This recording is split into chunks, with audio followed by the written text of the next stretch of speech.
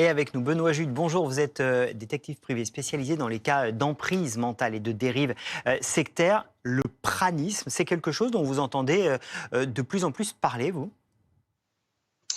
Oui, malheureusement, bon, ça fait partie, du panel qui est très large de dérives thérapeutiques et sectaires en France.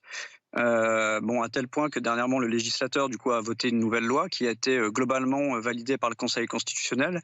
Donc, il n'y a pas que le pranisme, hein, mais, comme le médecin le rappelait, on est quand même là sur une thématique qui est extrême, puisqu'on propose aux gens et on leur laisse entendre qu'ils peuvent vivre d'une manière plus élevée même qu'un être humain normal, sans manger ni boire. Donc c'est nécessairement problématique dès l'origine en termes physiques, au-delà même de l'aspect psychologique. C'est là où on est surpris et on a besoin de comprendre avec vous. Ça semble tellement fou de pouvoir dire à quelqu'un ne mange pas, ne bois pas, tu te nourris d'air et ça suffira. Quand on arrive à croire ça, c'est qu'on a été totalement manipulé. C'est là qu'ils sont très forts. Alors est-ce qu'ils sont forts? C'est toute une sphère aujourd'hui qui fait que les gens, déjà s'automanipulent beaucoup par, ce qu'ils voient sur internet. Le pranisme, c'est pas forcément une personne en particulier. Bon, évidemment, moi, dans le cadre de mes missions, je vais faire le focus sur quelqu'un en particulier parce que je vais être sur un dossier spécifique, donc sur un gourou type entre guillemets. Mais la problématique en fait du pranisme s'inscrit dans une problématique plus large qui est très reliée au New Age.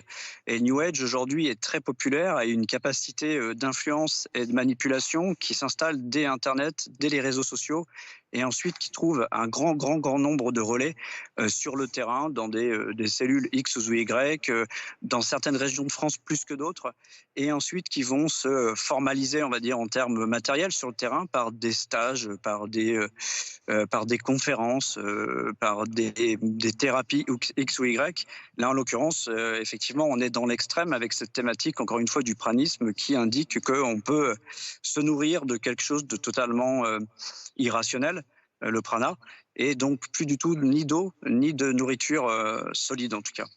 C'est très compliqué de faire sortir des gens qui sont rentrés dans ce mouvement. Oui, là, on arrive à un seuil de croyance, vous en doutez, qui est un seuil de croyance extrême. C'est une forme de radicalisation, en fait, hein. Et faire revenir quelqu'un d'un seuil de radicalisation, c'est nécessairement compliqué puisque les gens sont dans un phénomène qu'on appelle en psychosocial et en psychocognitive l'escalade d'engagement. Quand on va voilà, appréhender des croyances, prendre petit à petit ce qui nous convient au début et puis terminer par organiser, enfin en tout cas suivre un jeûne où on va ne pas manger, ne pas boire pendant plusieurs jours, voire plusieurs semaines dans certains stages, ça veut dire qu'on atteint un seuil de croyance sur la manière dont marche le monde, dont est construite la science, la médecine, qui est radical et très différent du socle, j'allais dire, commun, du socle, on va dire, sécuritaire. Donc ouais, c'est du cas par cas ensuite, hein. Là, c'est franchement nécessairement compliqué. Merci beaucoup, merci Benoît Jude d'avoir été avec nous pour toutes ces explications ce matin dans le live BFM. Tout de suite,